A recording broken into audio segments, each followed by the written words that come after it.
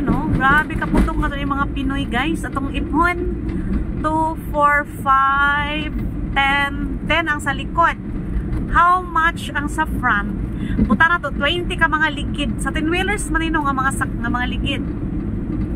Tapos nanawa ko na nagusa ng ikargahan. Pang minivan naman dyan kagamay na elf. Diba? Dyan, meron siya nga elf. Bongo. Bongo naman na siya. Bukat ang ligid. Bukat ang ligid? Ay. Kaya kung gaan pa ito, di ito ni karga diha. Atong tanawon ha. O asan ni padulong ni si Jang?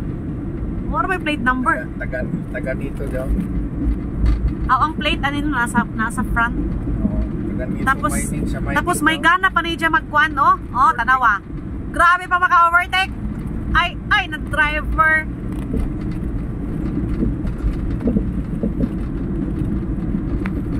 No overtaking. Nara ba siya dagang nadaya? Dali siya, nagdali.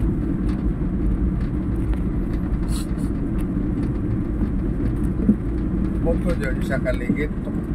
Tikwang na siya. Delikado ang mga kuhan. Delikado ang mga makasugat or makilid, matapan.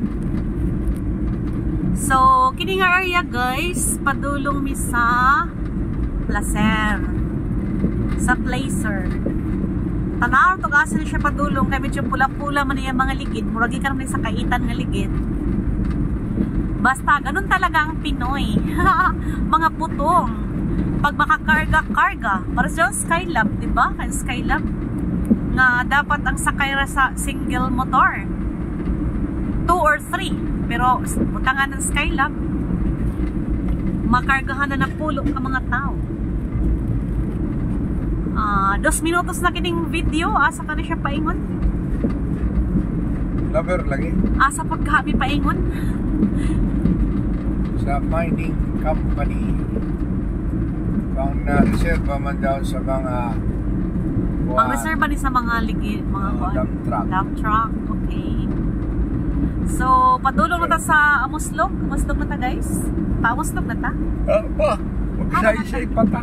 Ay, okay. Magsay-say pa ni nga area. Ating sundan ang sasakyang ito. Tingnan natin. Pero bugat din siya sa akong paminaw, no? Ups. Mga 20 plus ba gani ka mga likid? More or less. Yeah. Ang ako lang din, dili siya mag-overtake. Diba? Delikado. 20. Napulo man sa atras. Napay ipatong sa babaw. So, butang na to, napulo. 20 plus napay tulo sa babaw, reserve ipatong. Basta sobra ni 20. Sobra ni 20 ang iyang sakay nga ligid. Ang ato lang din Ngayon mo at bang nagkabilyason.